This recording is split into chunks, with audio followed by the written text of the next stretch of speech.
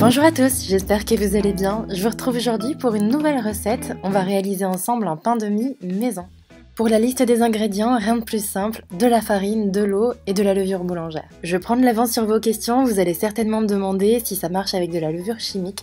J'ai pas testé, mais certaines personnes ont réussi. Simplement, je pense que la levure boulangère donne un goût un peu particulier au pain.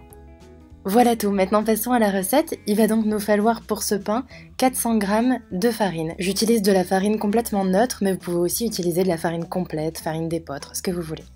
J'y ajoute une toute petite cuillère à soupe de sel fin. Puis je viens mesurer 300 ml d'eau. Cette eau, je vais venir la réchauffer vraiment très légèrement au micro-ondes afin qu'elle soit tiède.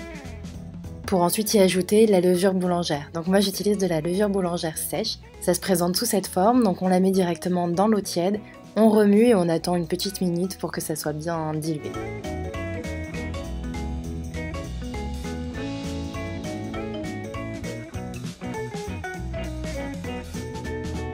Je viens placer mon bol de farine sur mon robot mélangeur avec un fouet accroché, comme ça c'est spécial pour les pâtes. Si vous n'avez pas de robot, vous en faites pas, vous pouvez tout à fait le faire avec les mains ou une spatule, c'est juste qu'il va falloir un petit peu d'huile de coude. Et donc j'ajoute petit à petit mon mélange d'eau tiède et de levure à la pâte.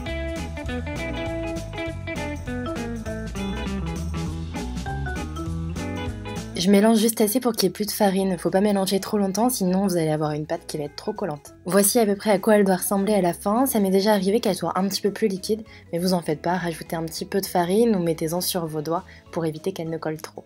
Vous pouvez la laisser dans votre plat pour la faire monter ou alors la mettre dans un autre récipient, personnellement c'est ce que je fais, étant donné qu'il est transparent comme ça je la vois bien monter.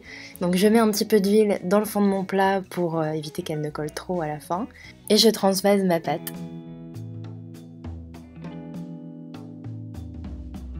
Pour faire monter la pâte, vous pouvez mettre un linge propre ou alors du papier film, moi c'est ce que je fais. Et alors, autre petite astuce, en fait pour que la pâte monte bien, il faut qu'elle soit dans un endroit un petit peu chaud. Et comme il fait pas très chaud en ce moment, personnellement, j'allume mon four vraiment 2-3 petites minutes pour qu'il soit à peine chaud et ensuite je viens mettre mon plat à l'intérieur, donc évidemment j'éteins le four, c'est juste un petit peu chaud et comme ça la pâte gonfle beaucoup plus rapidement, en 30 minutes, elle a déjà doublé de volume. Mais vraiment faites attention avec cette astuce parce que si votre four est trop chaud, la pâte va légèrement cuire. Je retire le film transparent, j'ajoute un petit peu de farine sur le dessus de la pâte pour éviter qu'elle ne me colle aux doigts et je la dégaze. On va venir ensuite la déposer sur un plan de travail bien propre évidemment et fariné. Je vais venir légèrement retravailler ma pâte, alors attention tout de même à cette étape de ne pas ajouter trop de farine à la pâte. Personnellement je pense que j'en ai mis un petit peu trop, donc il ne faut pas que ça colle trop aux doigts, mais il ne faut pas non plus que ça colle plus du tout. Vous allez voir à la fin, je trouve qu'il n'a pas assez craquelé alors que c'est ce que j'aime d'habitude. C'est à cette étape-là que votre pain peut complètement changer.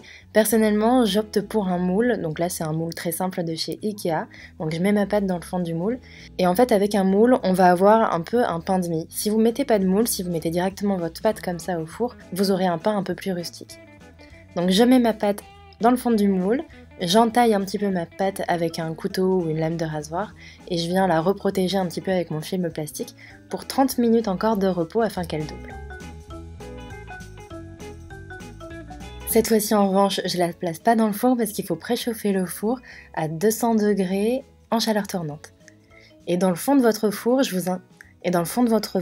avec cette plaque qu'on appelle un lèche-frite, je viens y mettre un petit peu d'eau pour essayer d'avoir une atmosphère un petit peu humide et c'est ce qui va rendre le pain très moelleux avec une croûte croustillante.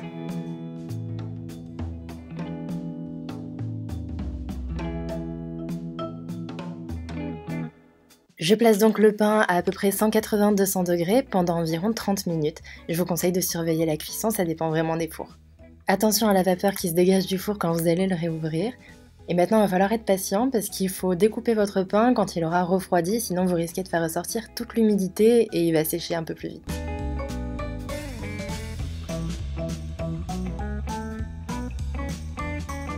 Normalement, si tout a réussi, vous aurez une croûte bien croustillante et une mie aérée et ultra moelleuse.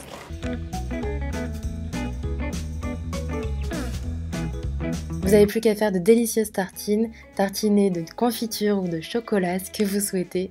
J'espère encore une fois que cette vidéo vous aura plu, que cette recette vous aura plu. J'attends de voir toutes vos réalisations sur Instagram. Je vous fais plein de bisous et je vous dis à très bientôt pour de prochaines vidéos. Ciao!